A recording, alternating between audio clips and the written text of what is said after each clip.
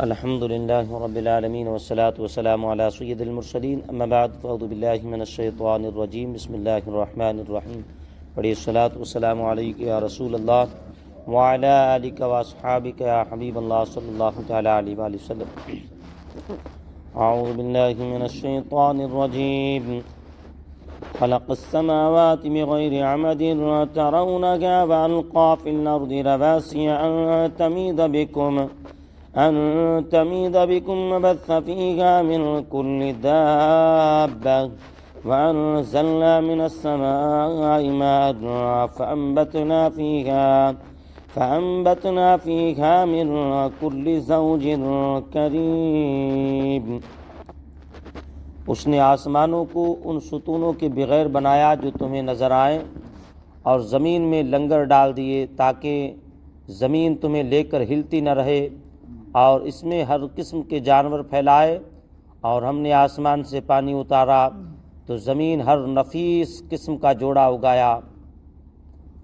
خلق السماوات بغیر عمد ترونها، اس نے آسمانوں کو ان ستونوں کے بغیر بنایا جو تمہیں نظر آئیں.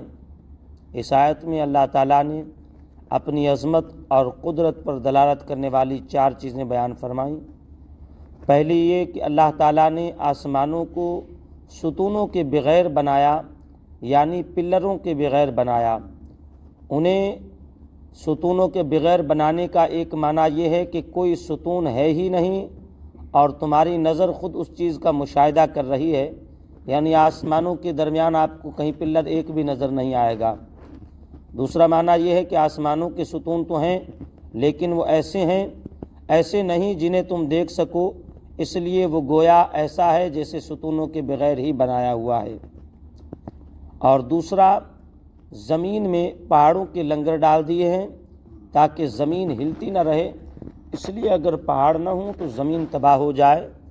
جدید سائنس بھی یہی چیز ثابت کرتا ہے کہ زمین کے اندر پہاڑ ہونے کی وجہ سے زمین ایک جگہ ٹکی ہوئی ہے. نمبر 3، زمین میں ہر قسم کے جانور پھیلائے.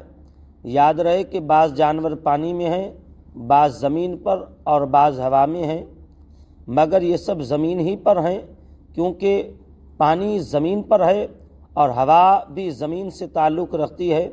اور پھیلانے سے مراد یہ ہے کہ کچھ جانور کسی جگہ اور دوسرے بعض کسی اور جگہ پیدا فرمائے. اور نمبر 4، اللہ تعالیٰ نے اپنے فضل سے آسمان کی طرف سے بارش کا پانی نازل فرمایا اور اس سے زمین میں عمدہ اقسام کی نباتات کے جوڑے پیدا کیے. اس سے معلوم ہوا کہ گھاس اور درخت وغیرہ سب میں نر اور مادہ ہیں.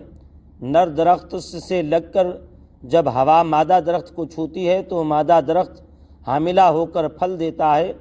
جدید سائنس سے بھی یہ حقیقت ثابت ہو چکی ہے، اور جو شخص بھی اللہ تعالیٰ کی ان عجیب و غریب صنعتوں میں غور و فکر کرے گا اس پر اللہ تعالیٰ کی عظمت اور قدرت آشکار ہو جائے گی. هذا خلق الله فاروني ماذا خلق الذين من دونه بل الظالمون في ضلال مبين. یہ تو اللہ کا بنایا ہوا ہے، اے تو مشرکو، تو مجھے کوئی ایسی چیز دکھاؤ جو اللہ کے سوا اوروں نے بنائی ہو، بلکہ ظالم کھلی ہوئی گمراہی میں ہے. ہذا خلق اللہ، یہ تو اللہ کا بنایا ہوا ہے، تو اے مشرکو مجھے کوئی اور چیز دکھاؤ. یعنی اللہ تعالیٰ نے تو اپنی کامل قدرت اور انتہا کو پہنچی ہوئی حکمت سے یہ تمام چیزیں پیدا فرمائی ہیں جنہیں تم بھی دیکھتے ہو. اب تم بتاؤ کہ تم لوگ اللہ تعالیٰ کی عبادت کرنے کے بجائے جن بتوں کی عبادت کرتے اور انہیں پوجتے ہو، انہوں نے ایسا کون سا کمال دکھایا ہے جس کی وجہ سے تم نے انہیں عبادت کا مستحق سمجھ لیا اور ان کی پوجا کرنے میں مصروف ہو گئے.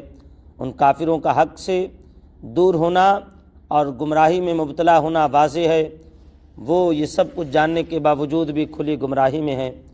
اللہ تبارک و تعالی ان تمام آیات سے ہمیں ان میں غور و فکر کرنے کی توفیق نصیب فرمائے اور اپنی ذات میں اور اپنے کمال میں، اپنی صفات میں اپنی قدرت میں کامل ایمان رکھنے کی توفیق نصیب فرمائے۔